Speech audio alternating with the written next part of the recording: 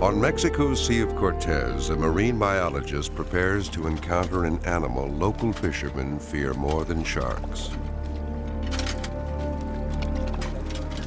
He is exploring a netherworld between fantasy and fact, pursuing a legendary monster of the deep that does in fact exist.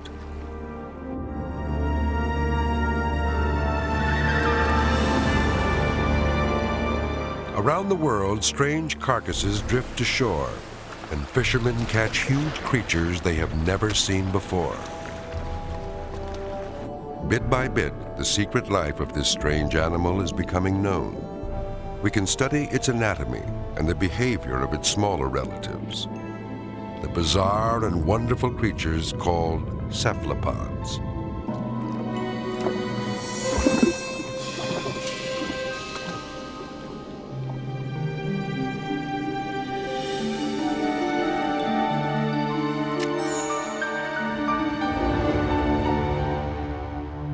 If they did live anywhere where a man lived, they would make mincemeat of him in no time.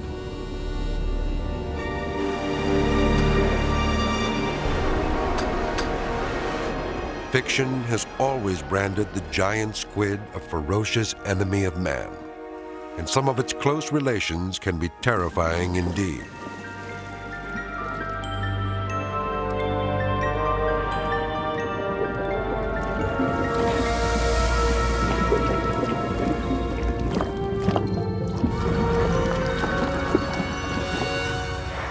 Master of the deep ocean, the sperm whale knows what we cannot.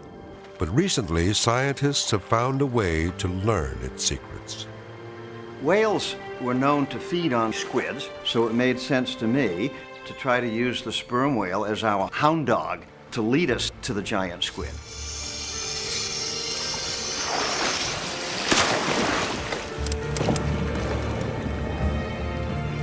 We really don't know very much about what happens to whales once they leave the surface. So we're working with a mystery that is hunting a mystery. Descend with us now into the dark and mysterious world of the sperm whale and its fearsome quarry, Architeuthis, the giant squid.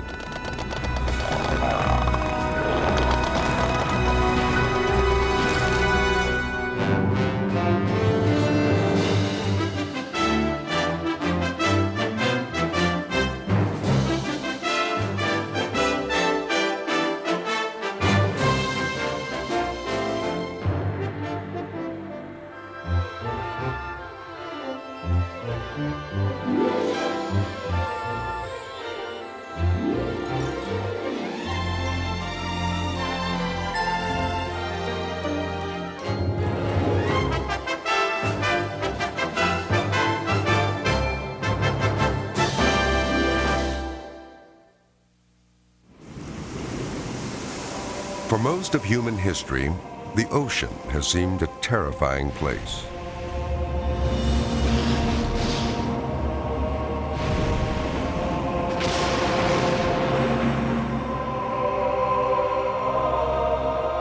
Superstitious sailors reported many strange sightings at sea. Their stories summoned up a fantastic variety of monsters that threatened them. These ominous creatures were often blamed when disaster struck, as it frequently did.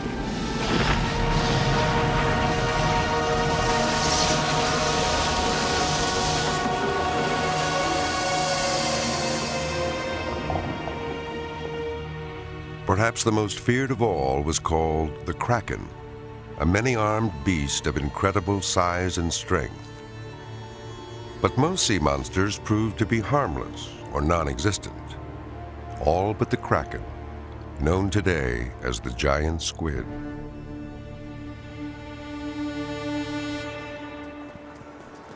The National Museum of Natural History in Washington, D.C. houses over 100,000 squid specimens, one of the largest collections in the world.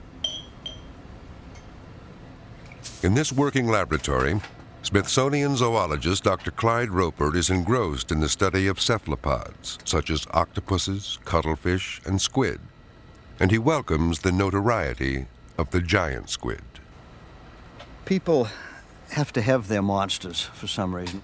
And of course, squid make a perfect monster because I really think that, especially for many young people today, that the giant squid has become the new dinosaur. It's called Architeuthis, Greek for the ruling squid.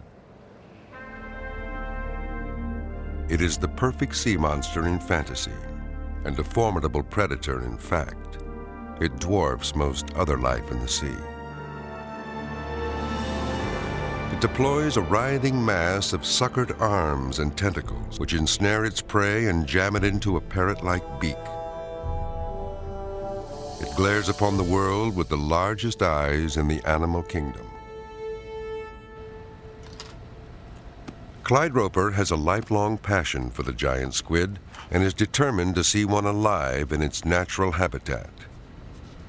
It all began when he was a teenager working as a lobster fisherman in New Hampshire. It doesn't take very long when you're working on cephalopods, squids especially, to become aware that giant squids actually exist. As an idealistic young fella, I was pretty incensed that so many mistruths could be told about these magnificent animals. And as I got deeper and deeper into it, I understood why there were so many misunderstandings. And that is because there were so few specimens that had ever been found. No giant squid had ever been seen alive, and until this day has never been seen alive and photographed. So I became interested in trying to learn about these animals just so I could tell the truth about them and try to dispel the myths. The aura of terrifying mystery is not easily dispelled. A report by a French warship of an encounter with a giant squid fired the imagination of novelist Jules Verne. His classic 20,000 Leagues Under the Sea was published in 1870. Verne's fictional squid updated the ship-eating legend of the Kraken. This squid did not hesitate to attack the Nautilus, Captain Nemo's electric submarine.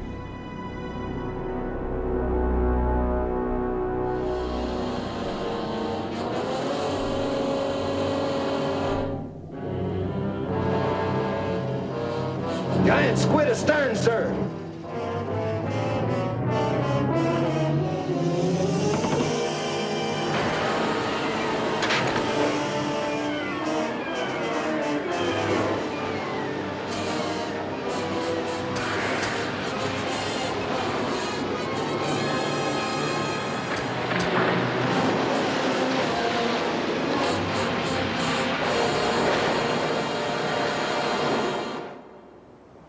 The terror of the giant squid may be fictional, but its mystery is very real. Once in a while, a giant squid carcass will be washed ashore. Often these are juvenile squid, more bizarre and pathetic than threatening. Only an expert can tell its species, and that it could have grown to many times this size. In modern times, more and more giant squid have been caught by fishermen as they work in deeper water. They are almost always dead, or nearly so, when brought aboard.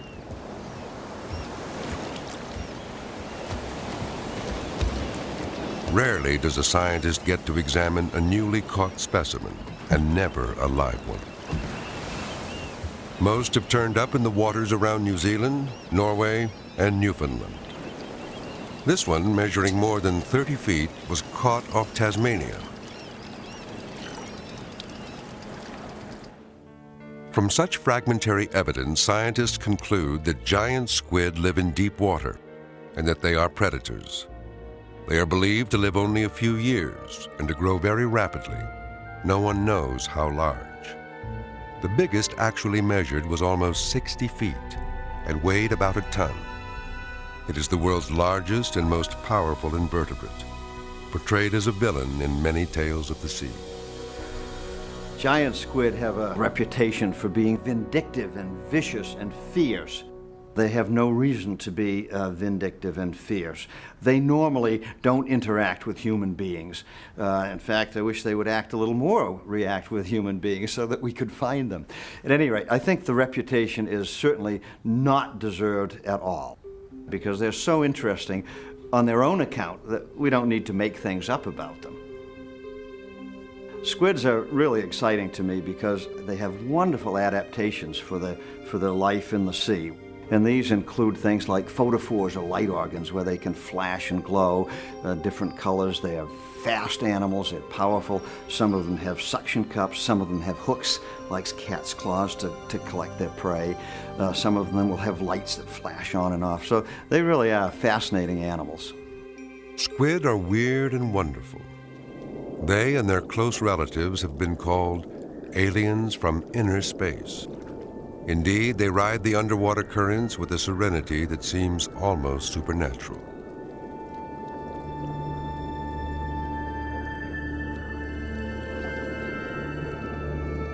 Squid are remarkably intelligent, and their primary nerve fibers are the largest in the animal kingdom, 100 times the diameter of humans. Thousands of multicelled organs called chromatophores are scattered across their skin. Each receives signals directly from the brain. This allows cuttlefish and squid to transform their appearance in less than a second. These changes in appearance provide camouflage and a dramatic means of communication. From seductive yearnings to aggressive warnings, all can be conveyed by resplendent displays of light and color. The advanced nervous system gives them lightning reflexes and a deadly attack.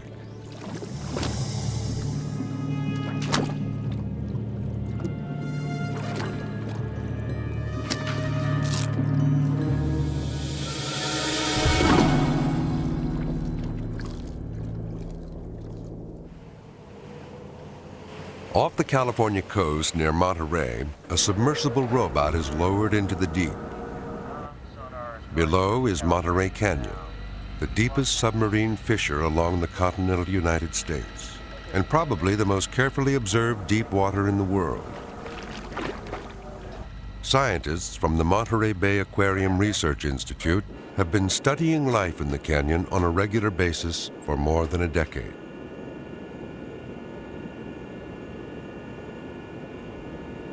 Yeah, Chris, what sits up here to the right? This guy right up. Any day, they could discover a living Architeuthis, and they have observed many remarkable squid.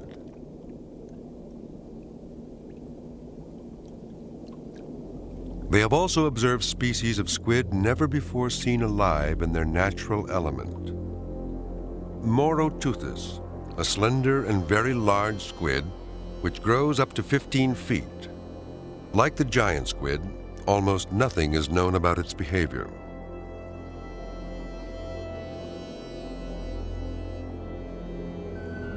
Perhaps the strangest is Vampiroteuthis.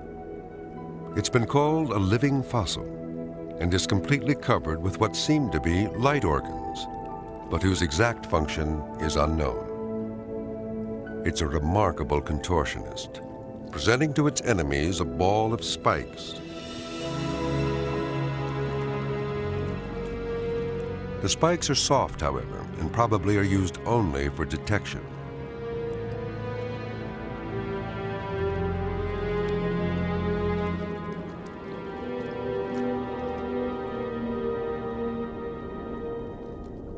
As varied and mysterious as they are, squid are short-lived, fast-growing, and very prolific. Shallow water species gather in huge numbers to breed. These tentacled couplings are anything but random, as males compete savagely for females.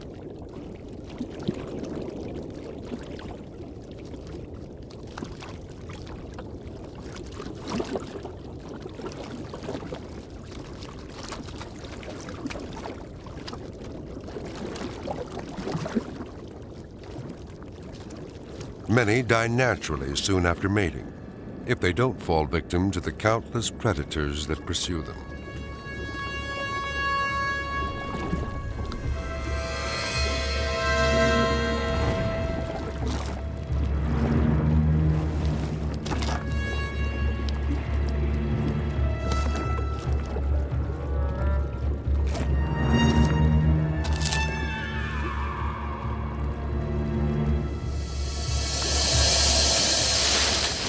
Squid are among the most numerous free-swimming creatures in the sea and a crucial part of the oceanic food chain. Today, they support a massive fishery. Some 2 million metric tons of squid are consumed annually, much of it in Japan and the Far East. Small squid are the most popular sushi, but everyone has heard about the giant squid, and it's gotten to be like the Jolly Green Giant for Japanese consumers.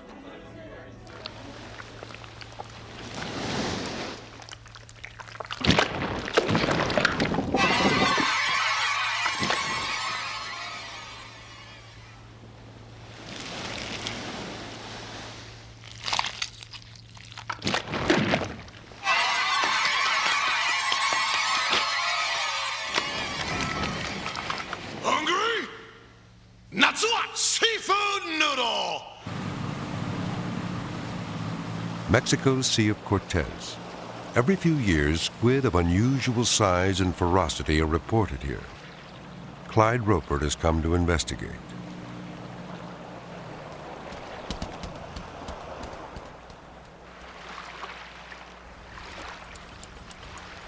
The squid live in dark underwater canyons. They rise close to the surface at night to feed. They're called Docipithecus gigas, or the Humboldt squid. For safety, Roper will deploy a protective shelter where he can find refuge if he needs to. This time of year, Docipithecus still have a few feet to grow, but already some are 6 feet long, and at times they feed like starving piranhas.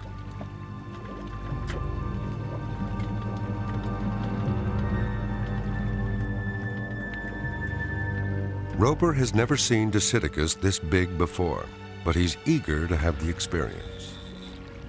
They have an incredible reputation, and many of the fishermen say they would rather fall into the water with shacks in a feeding frenzy rather than in a feeding frenzy of Humboldt squid, because they have been known to kill people when they fall into the water with them. Here he comes. In fact, they are so aggressive that they become cannibalistic. A hungry squid immediately begins to feed on the one that is hooked and defenseless. Docipithecus often prey on one another, one thing that could account for the rapid growth of those that survive.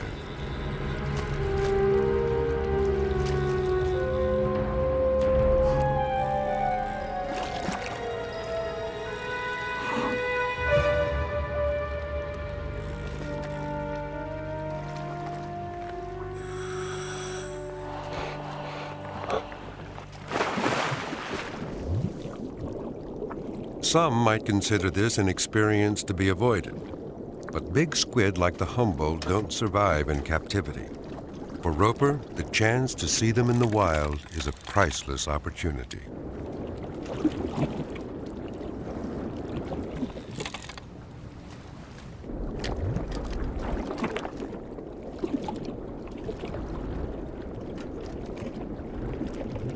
Like smaller squid, Docipithecus shows vivid flashes of color when aroused or threatened.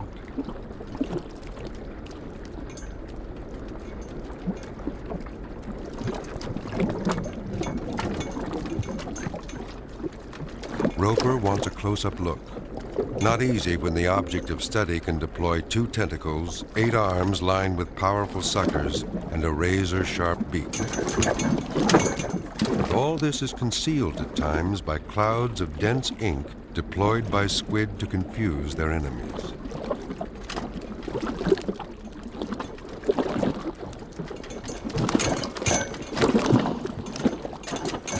Having the squid inside the shelter was not part of the plan. Roper tries to give it room to escape, but gets a sharp nip from the departing squid anyway.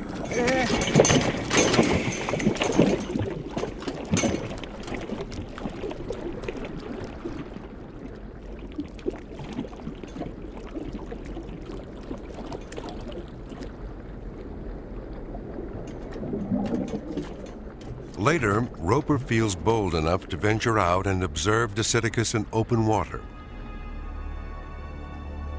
It is as close as he has ever come to seeing what Architeuthis might be like when feeding.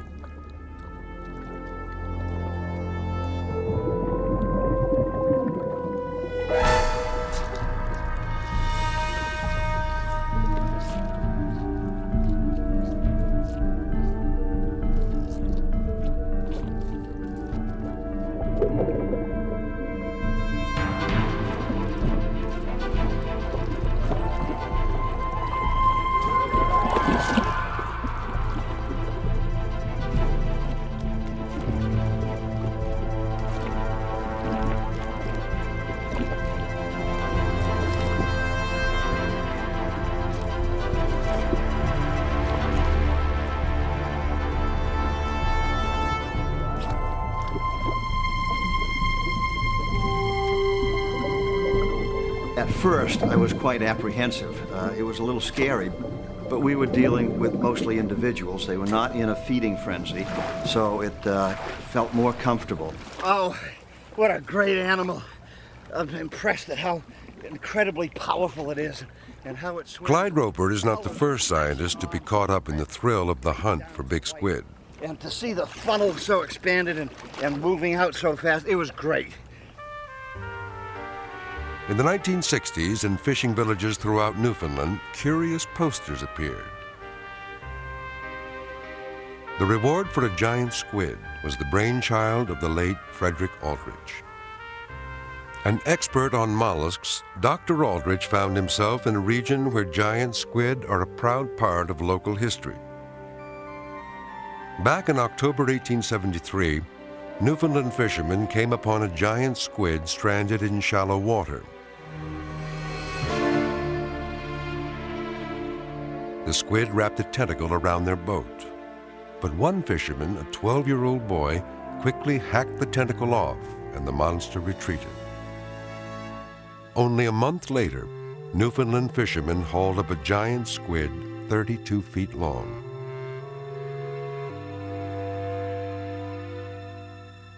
This was the first complete specimen ever examined by scientists, and it was the first of many giant squid stranded or caught by Newfoundland fishermen. But examining the dead was not enough for Frederick Aldrich. He went after a live one. Fred was really one of the first people to actually want to go out and try to find giant squid. I think Fred liked the mythology, and he liked the giantness, the bigness of it all. In 1989, Aldrich managed to mount a deep-sea expedition to look for the giant squid. It was an enterprise that has been compared to parachuting at night into an area of the United States picked at random and hoping to see a grizzly bear. But Aldrich was determined.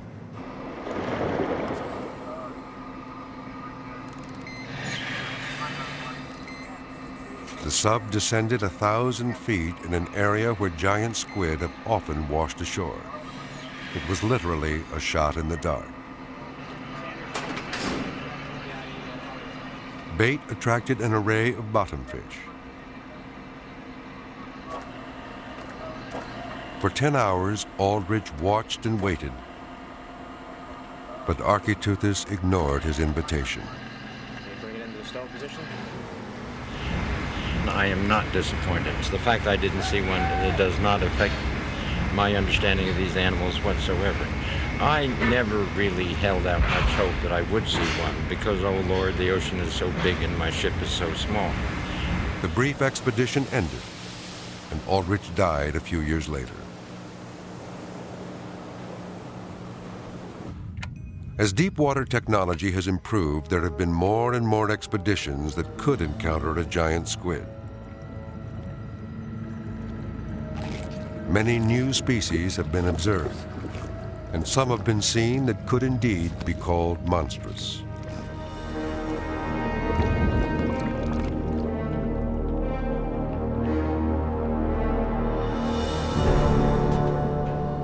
This is the biggest shark ever seen in the deep sea. A Pacific sleeper shark that turned up in Japan's Suraga Bay. Well over 23 feet in length, it looms so large the camera couldn't see it all. After investigating the sub for 5 suspenseful minutes, the giant went away, leaving observing scientists excited and a bit relieved.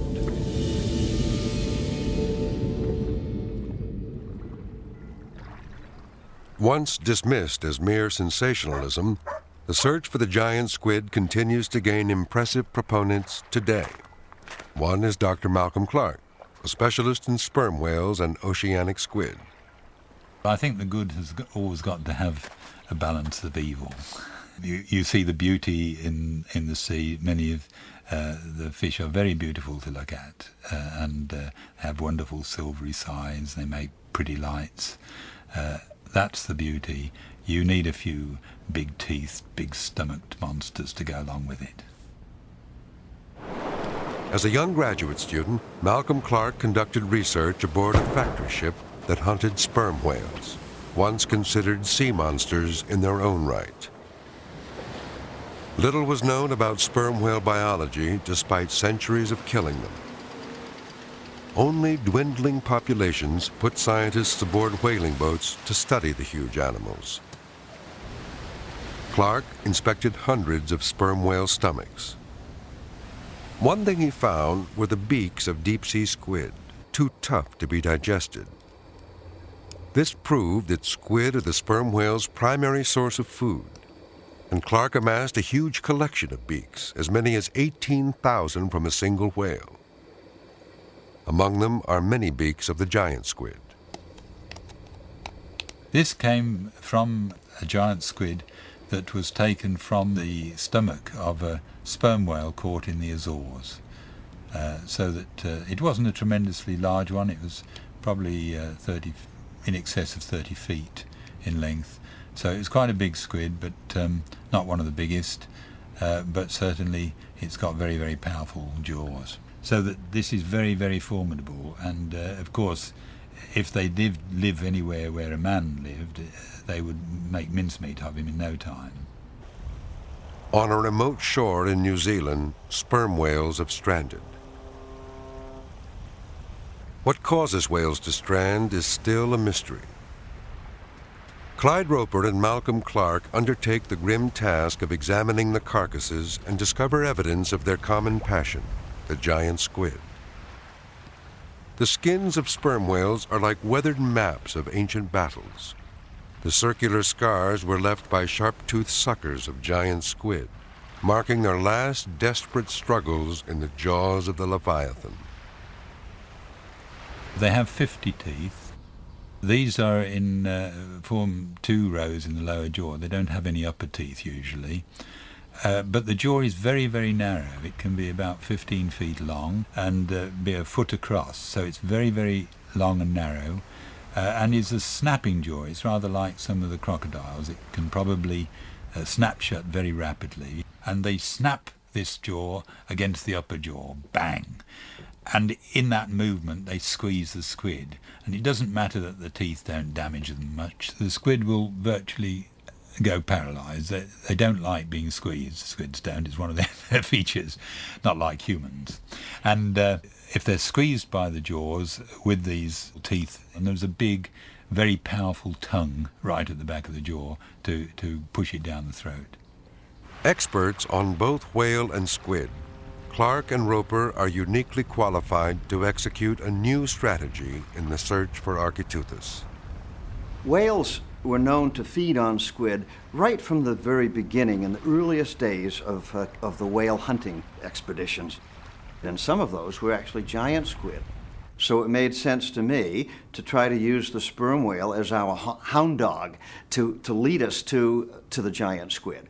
And that quest has brought on this current expedition. Off the Azores, Roper and Clark helped to deploy a hydrophone to listen for sperm whales.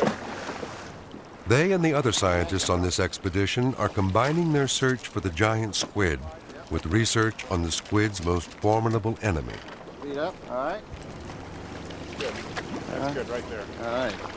Hydrophones can detect the sounds of sperm whales from several miles away, long before they can be spotted visually. But the whales themselves have excellent hearing and often keep their distance from boats.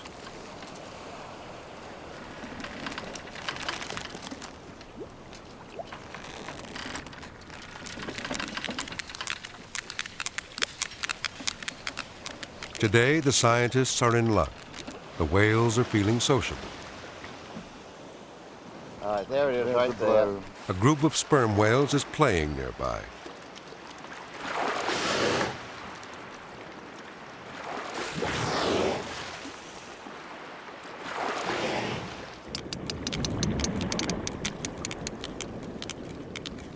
Females and their young come to feed here in the warm waters of the mid-Atlantic and announce their presence with an excited chorus of sounds. Good grief.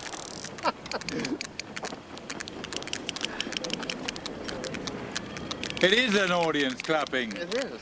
And they're clapping at us. Should we take them? When sperm whales gather, this is anything but a silent world. A distinct series of clicks is called a coda, used for communication.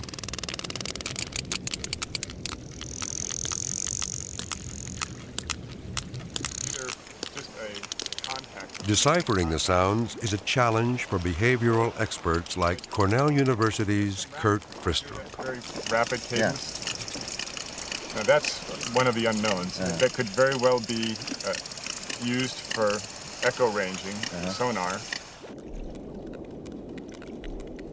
Sometimes divers can get very close to sperm whales. It's a tremendous thrill to be kindly received by the most powerful predators on Earth.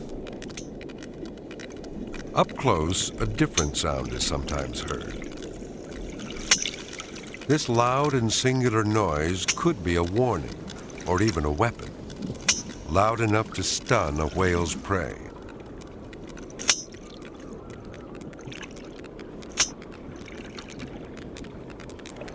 The sperm whale's head is fully 1/3 of its total weight, and most of it is nose, the largest in the animal kingdom. This is where the sounds are created. They're generated in the front of the nose, then redirected as they resound powerfully off the whale's skull. No one knows exactly how. This remarkable organ also holds tons of spermaceti oil. By regulating its temperature, the whales may be able to control their buoyancy. This would allow them to conserve energy on their long dives to hunt for squid. In any case, the whales seem in perfect control when they sleep, suspended vertically just below the waves and swells. This remarkable behavior has only recently been reported and filmed.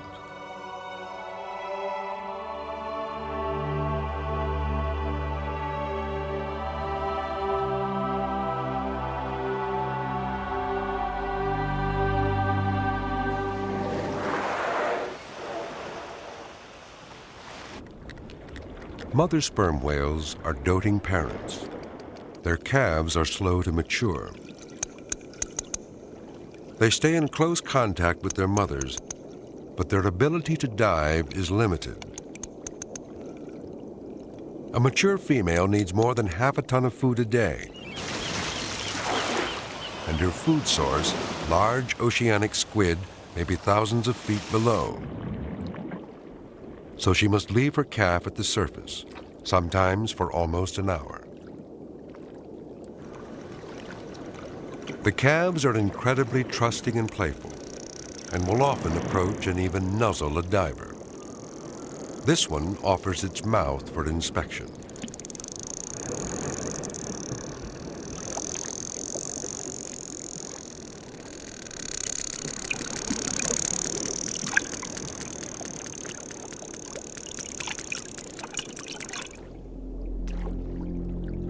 The mother can go down more than half a mile, a plunge deep into the unknown.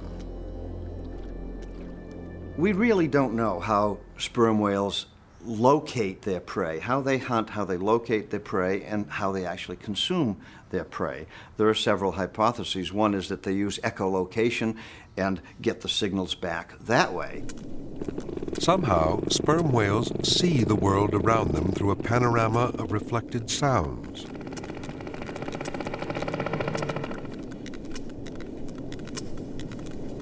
This certainly helps them navigate underwater. But can they detect and catch soft-bodied squid? The scientists seek another explanation. They can use their eyes to see the bioluminescence that might be created either by the squids themselves or by the squids swimming through the water and creating a swirl of bioluminescence. When they swim through the water, they disturb all the little organisms that are in the water, and these little organisms, because they're disturbed, set off a glowing or flashing.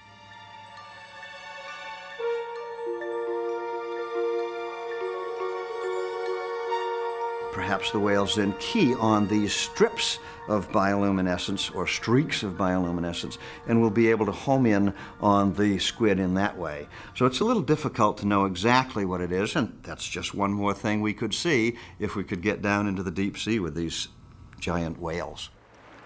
To follow whales into the deep has long been a favorite theme of poets and a dream of engineers. Now, with support from the National Geographic Society, one man has managed to do it. He's Greg Marshall, inventor of a system called CritterCam. It's a simple concept that has proven very difficult to execute. I had the idea for CritterCam 11 years ago. Since then, basically every waking moment I've spent thinking about developing, working on making this thing happen. In early experiments, cameras were strapped to the backs of sea turtles before being risked in the wild. What motivates me is the possibility of discovering totally new phenomena of nature, seeing things we've never seen before. The spirited fur seal provided a greater challenge. A smaller, more rugged camera was needed to enter its frenetic world.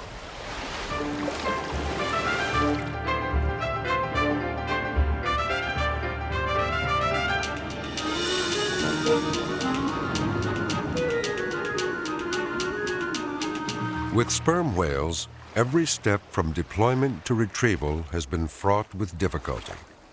It's only through really careful engineering and then some trial and error and experience in the field that we've finally been able to succeed in the way that we have.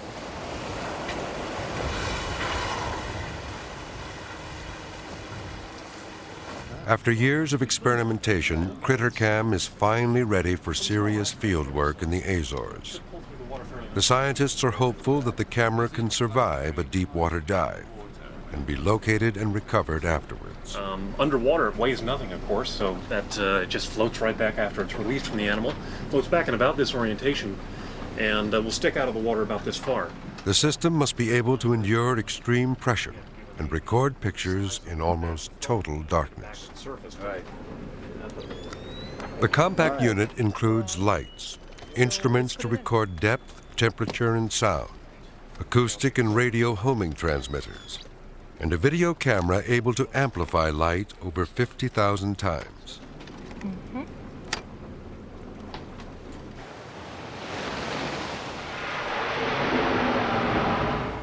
Greg, come over.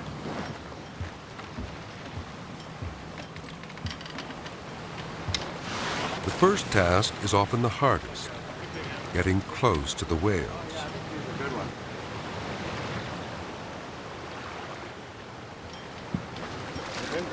Camera? Okay, got it?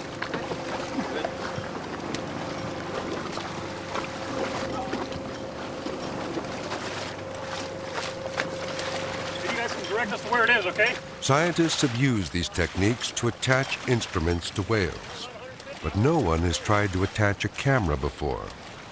They are breaking new ground. It was a challenge to get close to these whales, an emotional challenge. Clearly, we'd heard all the stories of the havoc that the sperm whales had wreaked on ships in the past and so forth. And, I didn't know what reaction of the whales might be to us. So when we first started approaching the whales, I was a bit nervous. There's no question about it. The camera can be attached by a tag the size of a paperclip, or with a large suction cup.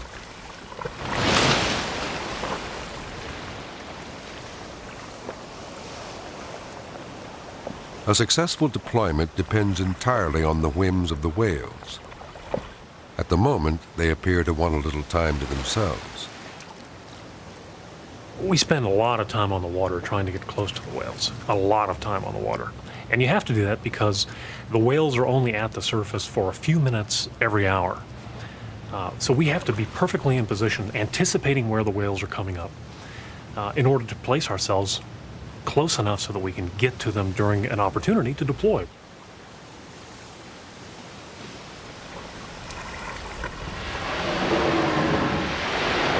You've got whales right ahead of you. They'll be off your starboard bow, about 150 meters. There's a whole gaggle of them there, a social group, 3 or 4 small ones and a couple of large ones. What we found for the most part is that the whales tend to be quite curious about us. If we're quiet in their environment, we've found that as often as not, they tend to actually come over and investigate us.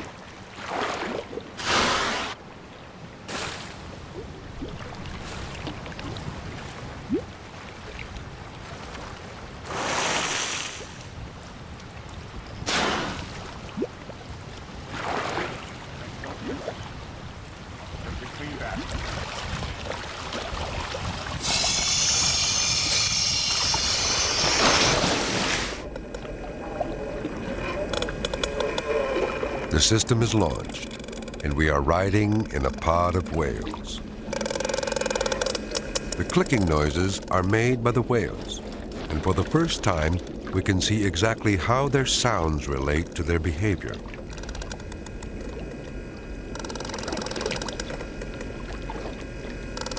It's a revelation how close the whales are, in their constant calling and with their bodies often touching one another.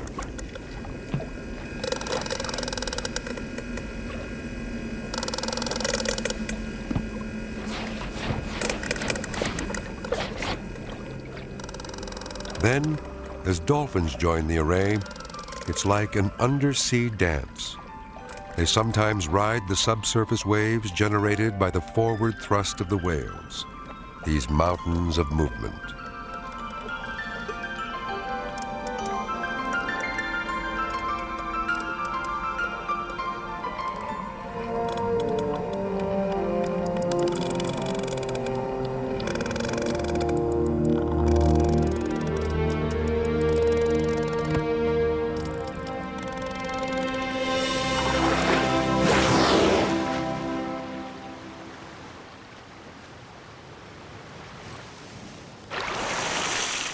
CritterCam is working well near the surface.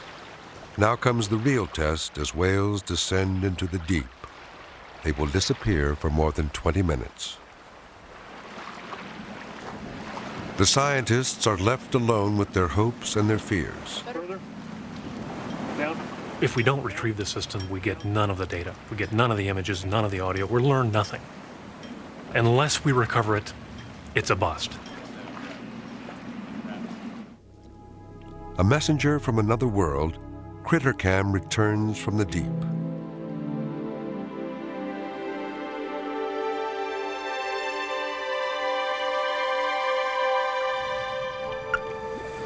It is detached before it should have, but its homing signal is loud and clear.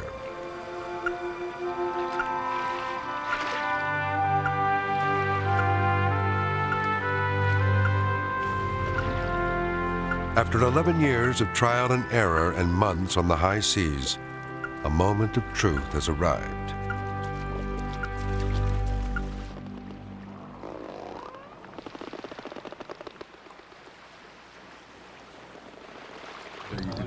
Look at that, look at that. What is that? That's the blowhole flipper. Tough stuff there. The camera is tethered about 6 feet behind the blowhole and faces forward. We are with several whales diving together.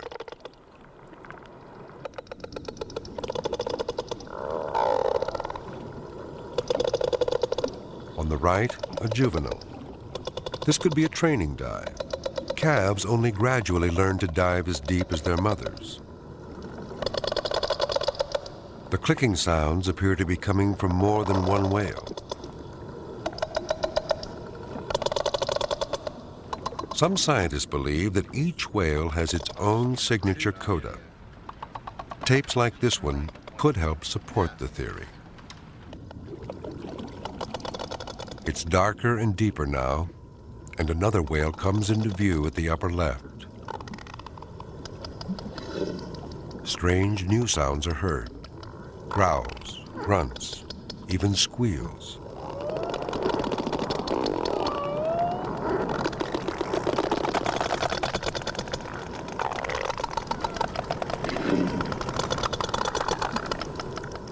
No one has conclusively identified these sounds with sperm whales before. Now the whales are over 900 feet deep, and a strange thing happens. They almost stop, and one moves back as if inspecting critter cam. Its head and eye are just to the right off camera.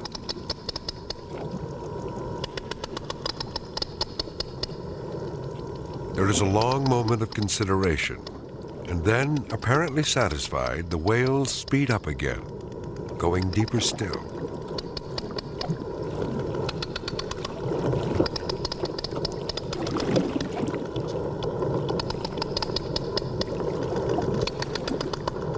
There's two of them there. This is the carrier. 1,200 feet. At this depth, the pressure is enormous, over 500 pounds per square inch. Until the 1960s, no conventional submarine could descend this deep without being crushed like an eggshell. How sperm whales survive these depths is still not understood. But they've been doing it for millions of years, lured here by the vast bounty of large oceanic squid. They will not find Architeuthis this time, but each moment is a revelation for Roper and his colleagues. The interesting thing here, you can hear that these different coda that we're hearing, each one is slightly different, and every once in a while we hear a buzz. Now the whales have stopped. The camera is pointing right down into the skin of the whale that's carrying the critter cam. There, see, now I'm hearing that buzz, which is, that's fantastic. That's a fantastic sound, that long buzzing sound. And this is what we believe is the sonar that they're using when they're actually hunting or have actually picked up a prey organism, and they're zeroing in on the prey and getting closer and closer to it.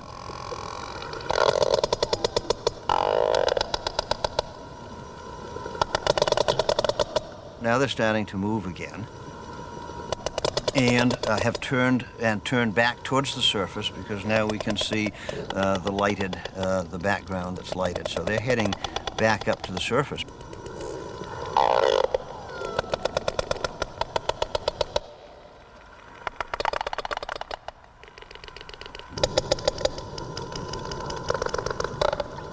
Whoa, there comes a whale right across, another one right across the front of the camera.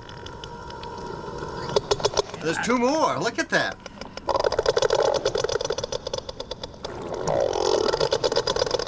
And there's a third one over on that side on the right. So that makes 4 whales.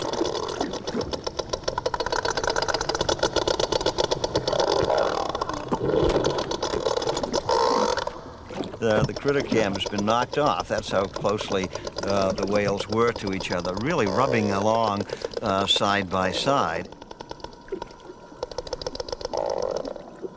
No giant squid was found, but this and other critter cam dives make the expedition a stunning success. We were able for the very, very first time to enter into the deep sea domain of the sperm whale. By placing these instruments on the whale, we were able to get down to many hundreds of meters deep and see how the animal actually behaves down in those depths. But the sperm whales seem blissfully unaware of our efforts to enter and understand their world. They have appointments to keep far below, which we can still see only in our imagination.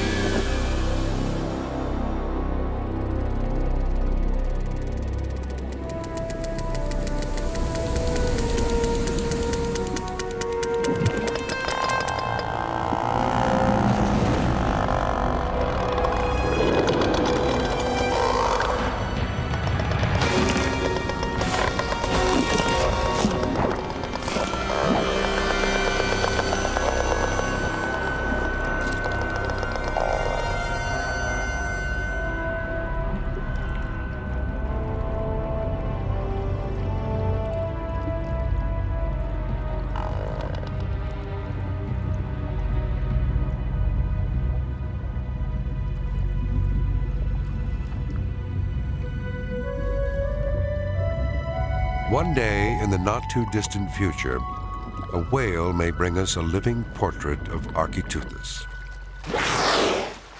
And one of the last great challenges in natural science and photography will be met. But for the moment, we must contemplate these great whales as we always have, fascinated by their physical powers, tantalized by the secrets they hold in their great brains. 2/3 of our planet lies in the deep ocean, and that mysterious realm is their home.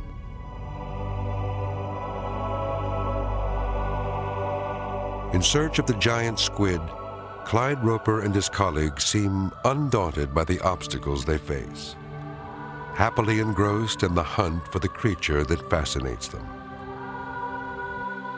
Perhaps there is much truth in John Steinbeck's observation that men need sea monsters in their personal oceans, that an ocean without its nameless creatures would be like sleep without dreams.